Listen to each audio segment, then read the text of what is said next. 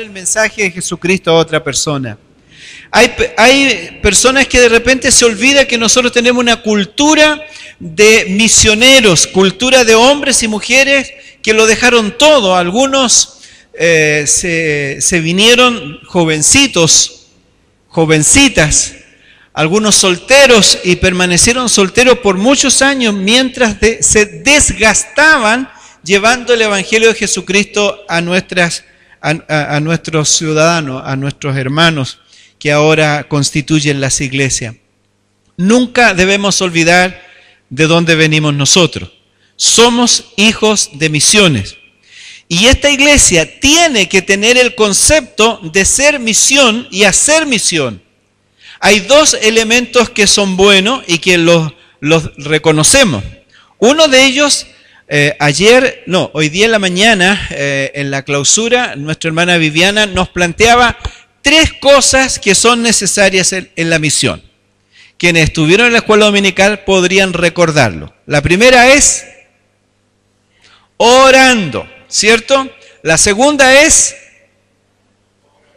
ofrendando. Y esas dos, hasta donde entiendo, esta iglesia no tiene necesidad que se les motive.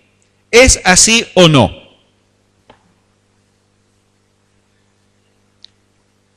Ahí hay un celular todavía. Lo pillé. Es verdad. Pero a lo mejor nos falta la primera. A lo mejor estamos orando más menos. A lo mejor estamos ofrendando más menos. Aun cuando hoy día en la mañana dijeron cuánto era la ofrenda que se había recolectado en el día de hoy en la mañana para misiones. ¿Alguien lo recuerda? Aproximadamente. No, era 21.000. 20.000 era de ofrenda, pero se ofrendó más hacia misiones que hacia lo que la iglesia tiene. Ahora, ¿esa es una ofrenda que está siendo especial en el mes de abril o es algo así permanente? ¿Qué vamos a decir entonces? Entonces, ¿para qué predicamos?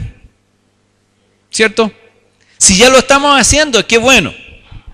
Quisiera preguntar, antes de ir a la palabra, que siempre es bueno y gratificante para nosotros, ¿cuál es la razón de que existan los cristianos en este mundo? ¿Cuál es la razón? Dije la razón, no las razones, la razón que existan cristianos en este mundo. ¿Para qué existe usted? ¿Cuál es el propósito que Dios tiene al haberlo alcanzado a usted? ¿Perdón? ¿Y eso cómo sucedería? ¿Que tú prediques al mundo? Ya, la razón entonces para ser testigos de lo que Jesucristo hizo. ¿Cuál es la razón para que exista la iglesia?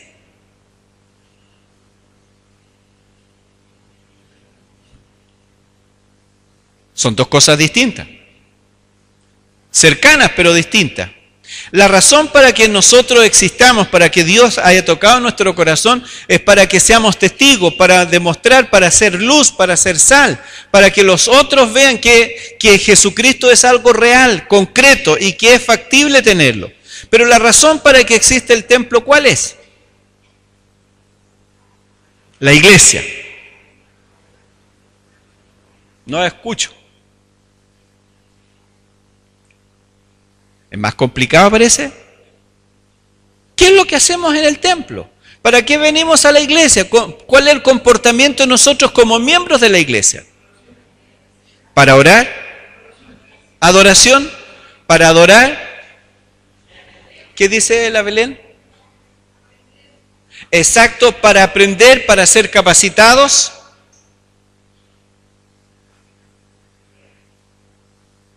¿Van 3? Para tener comunión entre nosotros y que lo hacemos muy bien, ¿cierto? ¿Y qué más nos faltaría? Estaría parte dentro de eso, ¿cierto? Las misiones, que sería también el servicio que nosotros hacemos hacia la comunidad, pensando en ello. Ahora, lo que quiero que veamos la diferencia, que nosotros nos juntamos para poder tener todas estas cosas. en mi tiempo, yo supongo que de mi hermano Luis también un poco mejor que en el mío, cuando yo llegué a la iglesia, es que yo llegué viejo, quiero decir. ¿Ya? Yo llegué viejo, él llegó joven. Los jóvenes de ese tiempo tenían un lema que decía: venimos para adorar, salimos para servir. El objetivo no era permanecer acá en el templo encerrados y haciendo las cosas que sí nos gusta hacer, sino con un solo objetivo. Y ese objetivo es cumplir la misión que Cristo nos encomendó, en forma individual, pero también en forma colectiva. Sabe que hemos equivocado los valores de Dios y hemos dado como más fundamental el estar en el templo y hacer cosas en el templo, y no hemos olvidado del mundo que está a nuestro alrededor. Necesitamos que Dios nos abra los ojos para poder entender lo que está pasando afuera. Necesitamos que como miembros de la iglesia podamos entender que nuestra razón de ser no es venir a adorar. Nuestra razón de ser es servir al Señor a través de la adoración, pero también a través de estar allá afuera. Hay un mundo que se pierde, un mundo que necesita a Jesucristo, y nosotros tenemos el Evangelio muy bien, gracias. Si nosotros no cambiamos el switch, puede que esta sea la última generación que conozca a Cristo. La verdad es que Jesucristo tiene mucha misericordia, y a pesar de nosotros, Él trae gente sin que nosotros la vamos a buscar. Por pura misericordia. El concepto que Dios tiene para nosotros es: vengan al templo. ¿Cierto? Ese es el concepto que tenemos que tener claro. Vengan al templo. Por eso solamente colocamos altoparlante, para que la gente escuche y venga. No, mi hermano. El concepto que Jesucristo nos dejó es yendo. Mientras usted va al colegio, mientras usted va al trabajo, mientras usted va a hacer sus quehaceres, testifique de Cristo. Y la gente lo notará. Por eso, cuando pensamos en misiones, obviamente que el libro de los Hechos es fundamental. Obviamente que en este libro maravilloso de la historia de los hechos del Espíritu Santo en la iglesia primitiva son fundamentales, porque aquí nace todo. Es el Espíritu Santo el gestor de las misiones. Es el Espíritu Santo el que llama a hombres y mujeres a hacer misiones. Es interesante que los primeros misioneros oficiales, ¿quiénes fueron? Los primeros misioneros oficiales, ¿quiénes fueron? ¿No lo recuerda? Apartadme a. ¿Quiénes fueron? Pablo y Bernabé. Es el Espíritu Santo cuando la iglesia está orando, cuando los discípulos no sabían qué hacer, cuando los discípulos estaban allí temerosos, el Espíritu Santo es derramado porque había una promesa para que ellos pudieran cumplir la misión de Cristo. Es fundamental la oración, porque en la medida que nosotros estamos orando, el Espíritu Santo va a redarguirnos, va a mostrarnos el camino. Necesitamos permanecer en la oración. Necesitamos de tal manera para que Dios, así como lo hizo ahí en Hechos capítulo 13, tomó la vida de 2 personas. Y no solamente habían 2, sino había un grupo más o menos consistente de hombres y mujeres, dice el versículo 2, ministrando cestos al Señor y ayunando, dijo el Espíritu Santo: apartadme a Bernabé y a Saulo para la obra a los que los he llamados. Ellos no fueron los únicos que se mantuvieron de esta manera. Porque cuando vemos nosotros del capítulo 3 en adelante, vamos a encontrar que los apóstoles se quedaron en Jerusalén, pero todos los mismos adelante para compartir el Evangelio de Jesucristo. Mientras iban arrancando, porque venían persiguiéndolos, ellos iban compartiendo el Evangelio de Jesucristo. Todo nace desde los cursos de misionología. Dice que todo nace a través del libro de los Hechos, 1:8, cuando dice, pero recibiréis, ¿qué cosa? Cuando haya venido sobre vosotros y me seréis en Jerusalén, en toda Judea, en Samaria y hasta lo último de la tierra. Usted se pasó, me adivinó el pensamiento. ¿Por qué necesitamos el poder? ¿Por qué?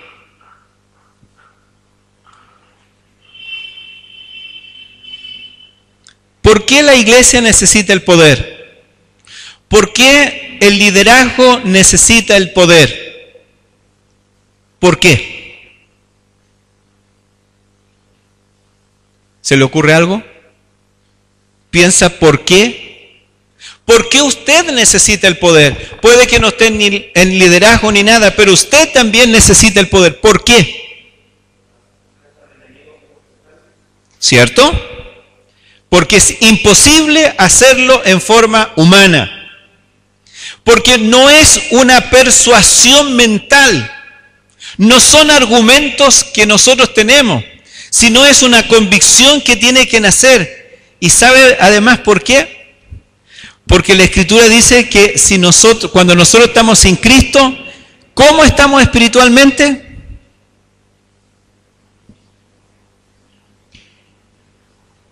¿Cómo estamos espiritualmente si estamos sin Cristo? ¿Cuál? Todavía no escucho bien la palabra. ¿Cómo está la gente sin Cristo? Sí, pero ¿en qué condición está? Está muerto. Está muerto espiritualmente. Es insensible a la voz de Dios. Es insensible a cualquier cosa que nosotros hagamos. Si no fuera porque el Espíritu Santo obra en el corazón de las personas, no podría ser. Por eso necesitamos un poder especial para que las personas tengan un convencimiento de lo que se está tratando. Para poder transformar y poder llevar a una persona de muerte a vida, se necesita un poder especial. Porque si no fuera en el poder del Espíritu Santo, ¿en qué poder sería? ¿O con qué fuerza lo haríamos?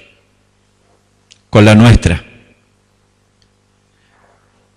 Si usted se fija en este versículo, el Espíritu Santo no solamente es prometido como un poder para que los creyentes puedan ser testigos y puedan entender y hacer las cosas de Dios, sino también va a dar una estrategia de trabajo.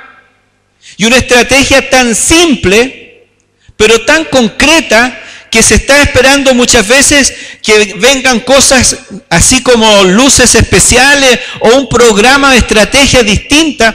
Es tan simple lo que el Espíritu Santo quiere que nosotros hagamos. El Espíritu Santo viene a nosotros porque necesitamos consistentemente el poder de Dios. En el día de hoy, la iglesia está sufriendo, me refiero no a nuestra congregación, sino todas las denominaciones están sufriendo ciertos avatares. Para poder llevar adelante este Espíritu Santo en el poder que necesitan, que nos dirige, que nos motiva, que nos impulsa, la iglesia ha estado sufriendo consecuencias más o menos consistentes. ¿Usted se ha dado cuenta que hay una confusión doctrinal tremenda en nuestros días? Se ha entendido equivocadamente muchos aspectos. Se le está dando énfasis a cosas que no se tendrían que dar énfasis. Se ha hablado de iglesias que están llenas de poder, pero cuando se habla de la evangelización, cuando se habla de ir a buscar a las personas que están perdidas, no hay poder para eso. El poder se manifiesta solamente en los cultos. El poder se manifiesta en las reuniones. Pero ese poder puede ser simplemente un lavado psicológico o una predisposición mental para que usted disfrute, tenga una catarsis, como dicen algunos, y usted se vaya librado porque soltó todo. Pero saliendo de la puerta, usted dejó de experimentar el gozo, dejó de experimentar la bendición permanente de Dios. Venimos para, como algunos han dicho también, venimos para recargar nuestras pilas. Venimos para limpiarnos y sentir el perdón de Dios, la fortaleza de Dios. Venimos para que el Espíritu Santo nos ayude a enfrentar una nueva vida. La semana que viene, la semana que entramos, no sabemos lo que vendrá, pero sí sabemos que si estamos con el Señor, será una semana de victoria. Hay confusión doctrinal. Y lamentablemente las iglesias hablan de bautistas renovados, bautistas tradicionales, bautistas súper renovados. Olvídese, hay una sola palabra que se debe vivir en nuestras vidas. Necesitamos que haya santidad en la iglesia, que se evite este concepto de conformismo. Hay personas que dicen, yo soy pecador y no puedo dejar de serlo, por lo tanto tienen que soportarme porque nunca voy a ser distinto. ¿Y dónde está el poder transformador del Espíritu Santo? ¿Dónde está ese hecho maravilloso que dice, todas las cosas son nuevas en Cristo, porque todo lo que antes estaba, lo viejo pasó y ahora todas las cosas en Cristo son hechas nuevas? ¿Dónde están esos conceptos? Por producto de la confusión. Porque hay muchos que les conviene tener a la gente así tranquila. Y nosotros necesitamos que el sacerdocio del creyente que está en cada uno de nosotros sea activado. Solo y basado en el poder del Espíritu Santo, nosotros podemos ser libres en Cristo. Solo cuando el Espíritu Santo a nosotros nos llena, nos da la plenitud, podemos vivir una vida plena en el Señor. Como decía hoy día nuestro maestro de la escuela dominical, dejar de andar fluctuando por aquí y por allá, sino teniendo la convicción clara de lo que somos en Cristo. Y porque somos hijos de Dios, tenemos que vivir una vida que realmente santifique y demuestre la vivencia de Cristo en nosotros. Cuando nosotros no vivimos la plenitud espiritual, todas las cosas son fracasos y situaciones que nos llevan a la deriva. Solamente cuando estamos pensando en experimentar todo lo que se nos ha enseñado. Yo hoy día miraba todo lo que en la escuela dominical, la clase de adultos y de jóvenes han aprendido. Pero yo anhelaría en mi corazón que no fuera un concepto teórico, que no fuera solamente un documento que nosotros estudiamos, sino que sea una vivencia de tal manera que nosotros podamos hacer claro y concreto que el Espíritu Santo no es una cosa para estudiar en un laboratorio, sino es para vivirlo día a día. El Espíritu Santo es alguien activo y quiere estar en tu vida gobernándola y haciendo de ella una ofrenda grata al Señor. ¿Cuántas veces hemos cantado canciones hermosas como las que hoy hemos cantado? Pero necesitamos que eso no sea teórico, sino que sea activado y podamos, como una de las frases que decía, para poder tener la plenitud, creo que era o andar en el Espíritu, dice que tenemos que apropiarnos de estas verdades. Si no las apropiamos, somos cristianos teóricos. Y el cristianismo teórico dejó de existir porque no sirve. El mundo necesita ver a hombres y mujeres no solo que crean en Dios, sino que le crean a Dios haciendo las cosas que en este momento suena como imposible hacerlas. No es difícil ser cristiano cuando estamos en la plenitud de Dios. Y no es algo imposible. No es algo para algunos. No es algo para los elegidos, para los iniciados. Eso era el problema que tenía el cristianismo en el tiempo del primer siglo.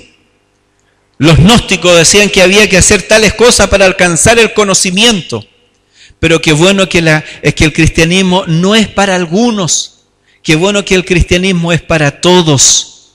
Y tú puedes ser una persona muy especial, un instrumento en la mano de Dios, si te dejas gobernar y te apropias de su verdad. Así como nos hemos apropiado de la verdad que Jesucristo murió en la cruz por nosotros, así también tenemos que apropiarnos que el Espíritu Santo es algo concreto y real, que quiere estar en nosotros y quiere ayudarnos en cada etapa de nuestras vidas. Nosotros no tenemos un Dios que atiende el 911 o el 131 sería en otro teléfono, casos de emergencia. Lamentablemente algunas veces buscamos solamente el Espíritu Santo en los momentos de crisis. Pero nosotros tenemos un Espíritu Santo que está todo el tiempo. Como bien dijo Vladimiro, el Espíritu Santo tiene una mentalidad, ¿cuánto dijo? Minera. 24/7/12. Turno permanente. Y no tienes que levantarlo porque está allí, a tu lado. Sabe lo que estás viviendo y algunas veces solo espera que tú descanses en Él. Recibiréis poder. Ese poder tan necesario, ese poder que va a hacer todas las cosas distintas, todas las cosas diferentes.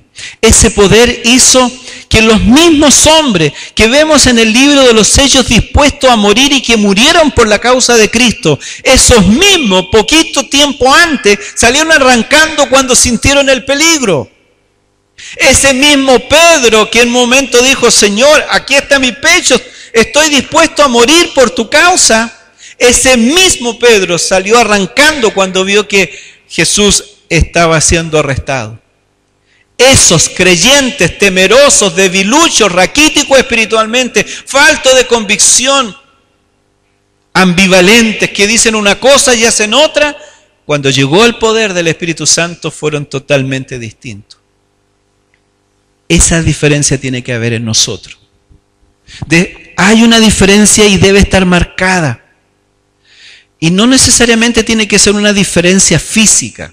En el sentido, yo antes era borracho, yo antes era ladrón, yo antes era esto y ahora soy esto otro. Tiene que haber un cambio también mental. Un cambio de nuestro pensamiento, un cambio de nuestra forma de pensar y de actuar. Porque ya no somos los mismos. Porque el poder de Dios nos ha transformado. Porque la presencia del Espíritu Santo nos da un nuevo horizonte y el poder del Espíritu Santo nos hace que nosotros maduremos todo aquello que nosotros somos. Tenemos que ser distintos. Y ese distinto, sí, como decía también Vladi, no es que esté repitiendo lo que él dijo, pero se asocia mucho con lo que estamos hablando en esta hora. Si no está esa diferencia, tenemos que pensar qué está pasando. Porque no solamente el poder de Dios va a venir a nosotros para capacitarnos, para hacernos diferentes, sino que tiene que haber una evidencia concreta. Y dentro de la evidencia concreta, el testimonio es fundamental. Ese testimonio que nos muestra que somos distintos. Y ese testimonio que se transforma en uno de las evidencias más concretas que podemos tener nosotros, que se llama el fruto del Espíritu. El resultado de la presencia de Cristo en tu vida se tiene que ver y se tiene que evidenciar. ¿Sabe? No es concedible de ninguna manera, no se puede entender que alguien diga que es cristiano y es mal genio. ¡Pop! No es posible entender que una persona diga que es cristiano y no tenga amor. Imposible. Porque la evidencia de que el fruto del Espíritu Santo está, son estas cosas. Si no están, uno dice, es que algunos hermanos algunas veces me han dicho, es que yo no tengo el fruto de la paciencia. Por eso me salgo de mis casillas fácilmente. ¿No tiene el fruto de la paciencia? Que el fruto es selectivo, esto quiero y esto no quiero tener. No. Los 9 manifestaciones son reales, concretas. Puede que algunas tengas más desarrolladas que otras, pero todas están en nosotros y necesitamos hacer que eso sea efectivo en nosotros. Recibiréis poder y ese poder tiene que verse. Si no se ve, no creo que sea porque el Espíritu Santo no está. Si no creo, simplemente es porque tú no has entregado el control de tu vida a Dios. Es porque tú estás permitiendo que estas cosas externas, estas cosas de la vieja naturaleza, todavía estén en tu corazón, en tu vida, y no te permita desarrollar lo que realmente Cristo quiere que sea.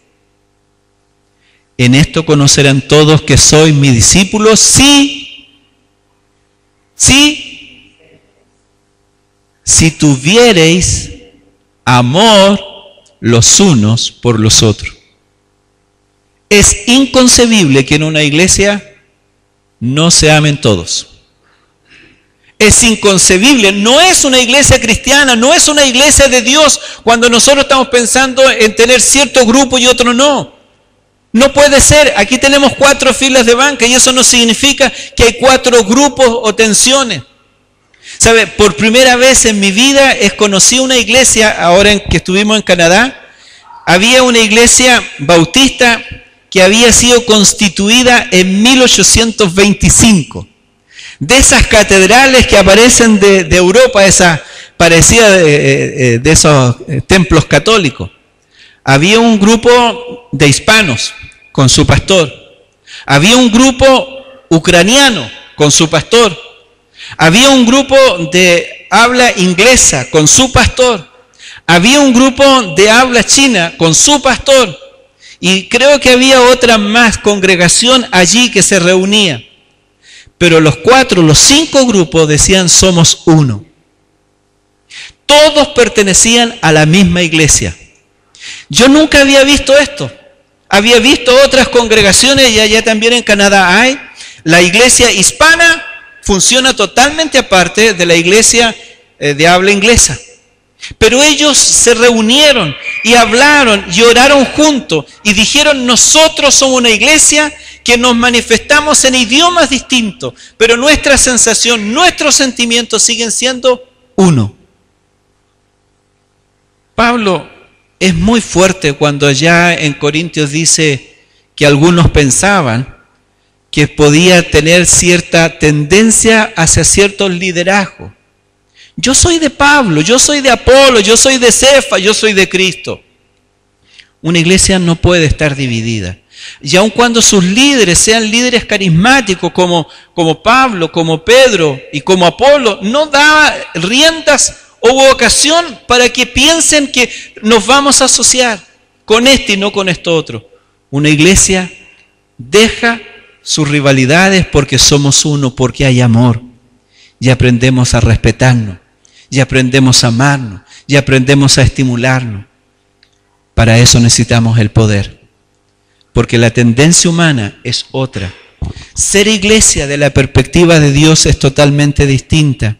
Por eso, amados hermanos, con el poder que recibimos de Dios podemos hacer y ser una iglesia con un carácter distinto. Por eso, hermanos, tenemos la posibilidad de ser testigos.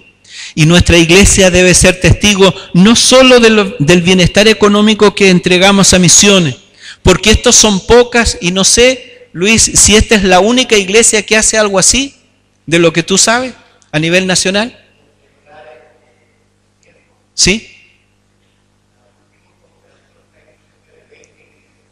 Gloria a Dios. Cierto.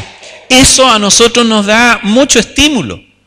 Haber hecho camino, ¿cierto? Para que otros lo pudieran hacer. Ser ejemplo de tal manera. Es tan rico lo que se está viviendo, pero nuestra importancia no está ahí solamente en eso. No tenemos que ser reconocidos a nivel nacional o mundial por ciertas características. Ojalá que de nosotros se habla, miren el amor que se tiene, el respeto, el cuidado que se tiene. Mire cómo lo están haciendo todo para honra y gloria de Dios. Nadie quiere sobresalir sobre otro, porque todos tenemos el mismo concepto. Seremos testigos de lo que Dios ha hecho.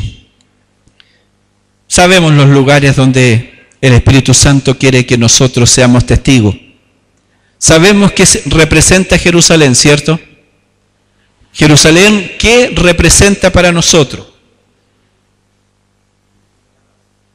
¿Perdón? Lo más cercano. Mi prójimo, como alguien dijo el miércoles. ¿Qué es lo más cercano para nosotros? Alex, para ti, ¿qué es lo más cercano?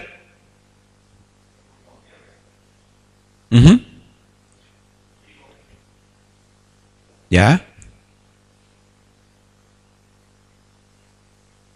Lo más cercano. ¿Sabe? El Espíritu Santo tiene que motivarnos a entender quiénes son los más cercanos. Los más cercanos, el primer más cercano es la familia directa. En el caso de los casados, la esposa, los hijos. Dios quiere, a ver, ¿quién fue? Jessica, en el devocional de Nantes, ella dijo, ¿cómo me gustaría que estuviéramos no solamente nosotros, de acuerdo a la invitación del salmista, aquí, sino también nuestros amigos? Usted a lo mejor se cansó, y es posible. A lo mejor usted tiró la toalla porque vio que no iba por ningún lado. Pero usted está consciente que su ser querido, el más cercano a usted, si no tiene a Cristo, está en el infierno. Usted ha entendido que aquella persona, en el caso de las hermanas casadas, que tienen esposos inconversos, que usted ama tanto, que si no se entrega a Cristo, él se irá al infierno. Por eso no podemos descansar. Por eso no podemos tirar la toalla. Porque si nosotros no estamos orando, buscando la manera de compartir el Evangelio con nuestros seres queridos, por mucho que usted ame a un hijo, por mucho que usted ame a su esposo y no quiere tener conflicto y lo deja hacer lo que quiere y nunca usted intercede por él, esa persona se va a ir al infierno. Necesitamos entender que en nuestra Jerusalén Dios nos ha colocado como responsable para que en su casa usted sea luz. Pedro dice que las mujeres convertirán a su esposo por su testimonio. Los padres debemos pensar que nuestros hijos se van a convertir por nuestro testimonio. Y ahí hay algo que nos duele, porque no hemos sido siempre los mejores testigos en nuestra casa. Y hay una especulación que algunos dicen que algunos prefieren ir a predicar, para el lado sur de Antofagasta, donde nadie me conoce, porque en mi casa que me conocen nadie me cree, porque saben cómo yo soy. Porque es una cosa en el templo y otra cosa en la casa. Tenemos que pedirle perdón a Dios, porque tenemos que empezar a ser testigos en nuestra propia familia. Es posible que por decisión personal del esposo y de los hijos o de los familiares cercanos, ellos no quieran saber nada de Dios, pero que no sea porque usted no estuvo orando, que no sea porque usted no estuvo compartiéndole las cosas de Dios, que ellos optaron por esa decisión.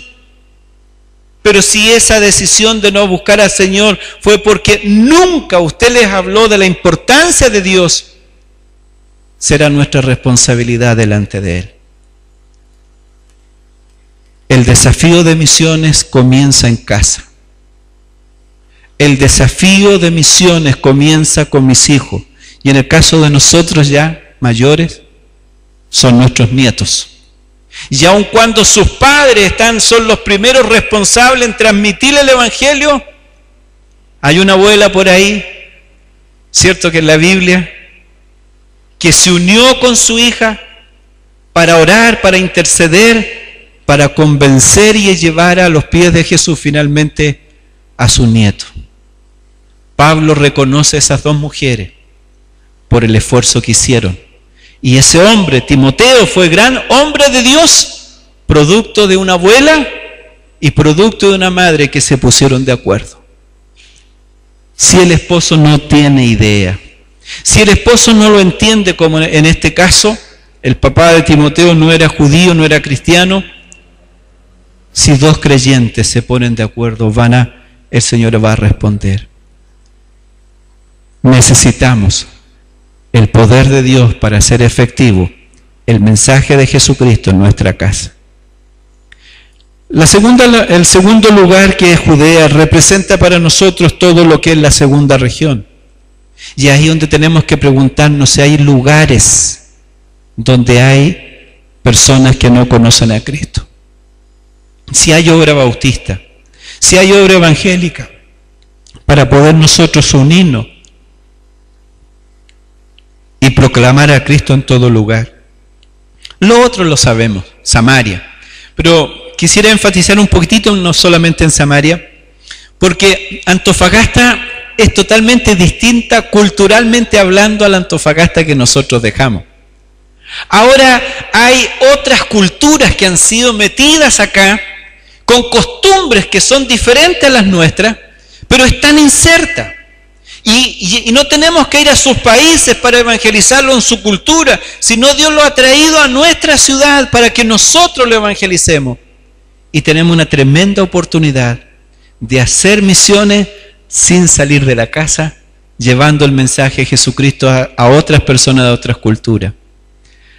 Es tremendamente interesante ver cómo Dios puede hacer algo con estas personas. Y a lo mejor alguna de ellas va a volver a su país y va a volver con el Evangelio de Jesucristo que usted le predicó y su familia, y va a comenzar algo distinto allá. Yo agradezco a Dios porque tenemos estas dos cosas, que es orar y ofrendar. Ahora nos queda revisar nuestro quehacer, nuestro ir, nuestro compartir. Y para eso pedimos al Espíritu Santo que venga a nosotros una vez más, nos prepare para poder hacer la obra que Él quiere que hagamos. Señor, ponemos en disposición nuestro corazón para que Tú obres en nuestras vidas. Estamos muy lejos, Señor, de ser perfectos en esto.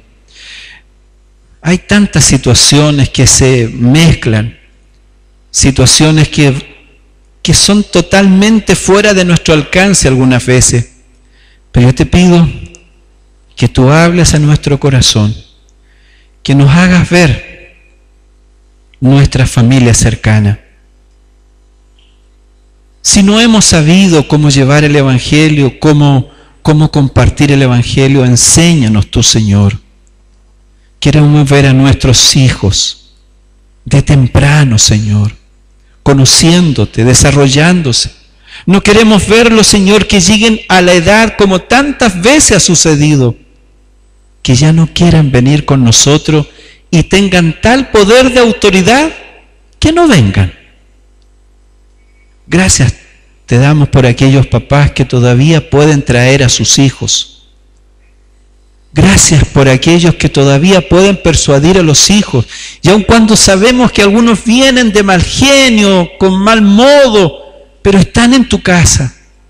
Y confiamos que el Espíritu Santo en algún momento los tocará.